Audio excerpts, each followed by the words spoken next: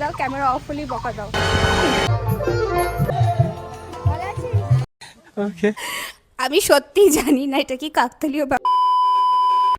High everyone, good morning. আশা করি সকলে ভালো আছো। আজকের দিনটা খুবই শুভ, কারণ আজকে রামনবমী এবং তার সাথে আমার বাড়ির পাশে হচ্ছে অন্নপূর্ণা পূজা। আরও একটা জিনিস রয়েছে কিন্তু আজকে রয়েছে মহানন্দার স্নান মেলা ও কীর্তন। আমার মা সকাল থেকে খুবই এক্সাইটেড সেখানে যাওয়ার জন্য। অনেক প্রিপারেশন কালকে রাতের থেকেই নিচ্ছে, জানি না কতটা করতে পারবে, বাট আমার যেহেতু পরীক্ষা সামনে, আমার অনেক লেখাও বাকি আছে, আমি জানি না যেতে পারবো কিনা, কিন্তু যদি আমি যাই তোমাদের সাথে অবশ্যই শেয়ার করব। আমি ভাবছি যে আমি আজকে যাব, তার জন্য আমি স্নান করে এসেছি, নতুন জামাও পরে নিয়েছি, আর এখন আমি আমার হেয়ার ডু করবো, তারপরে মেকআপ করব। তোমরা দেখতে থাকো ভিডিও।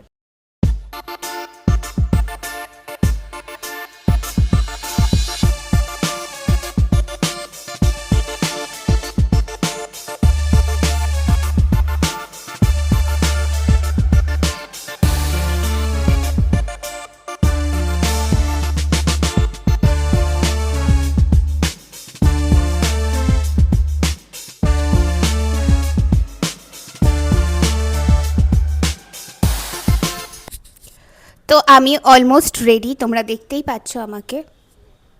তো তোমরা কমেন্টে বলো যে আমার এই লুকটা কেমন লাগছে, একদম সিম্পল সোবার। ওকে, আর আমি তোমাদের সাথে দেখা করছি একদম নদীতে গিয়ে। চলো মা। ও কাকিমা, কি ব্যাপার? সবসময় বকা দাও, ক্যামেরা অফ হলেই বকা দাও। তোমরা জানো যে আজকে আমার যাওয়ার প্ল্যান কিন্তু একদমই ছিল না, কিন্তু ভগবানের যদি ইচ্ছে থাকে সেখানে আটকানোর সাধ্য কারো নেই।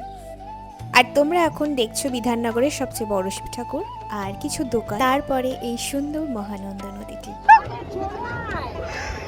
আমি নামছি না, তুমি নামো, আমি একা যাবো। প্রথমে ভয় পাওয়ার পরেও আমি পরে নেমেছিলাম, আর এই প্রদীপটা ভাসাই আমি, আর তোমরা দেখে অবাক হবে এত হাওয়ার মধ্যে প্রদীপটা কিন্তু জ্বলছিল।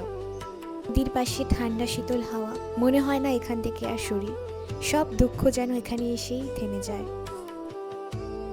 এতক্ষণ তোমরা দেখছিলে এই পাশের ঘাট, এইবার ওই পাশের ঘাটে হচ্ছিল কীর্তন, আর সাথে সাথে ছোট একটা মেলাও বসেছিল। আর দেহটাকে বলা হয়েছে একটা ভাষা।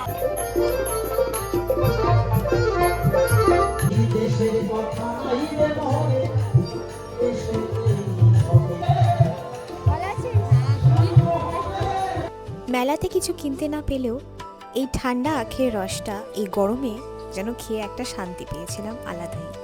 আমি তো এদিকে আখের রস খাচ্ছিলাম, আর ওদিকে মা চলে গেছিল জিলাপি কিনতে। জিলাপি কিনে তারপরে আমরা বাড়ি ফিরে যাই। টোটো ধরে আমরা চলে যাই আমাদের বাড়ির উদ্দেশ্যে। আর এই দেখো এই দুটো মিষ্টি মেয়ে, কি মিষ্টি দেখতে না ওরা। তো তোমরা দেখতেই পারলে আজকে আমি কতটা এনজয় করলাম স্নান মেলাতে গিয়ে। আমি সত্যিই জানি না এটা কি কাকতালীয় ব্যাপার। দিনই ব্লগ বানাই সেদিনই একটা পার্সেল আসবে। তো বেসিক্যালি এটা একটা black sling bag, wardrobe essential. আমার কাছে ছিল না, তার জন্য আমি অর্ডার করেছি। আর এটার মধ্যে একটা ছোট পাউচ অ্যাটাচড আছে, যেটার মধ্যে টাকা বা ইয়ারবাডস বাগেরা রাখা যেতে পারে। এতটাই রইলো আজকের ভিডিও। তোমাদের যদি ভালো লেগে থাকে তাহলে অবশ্যই লাইক করে দিও। দেখা হচ্ছে তোমাদের সাথে পরের ব্লগে। ততক্ষণে তোমরা সুস্থ থেকো, ভালো থেকো, টাটা।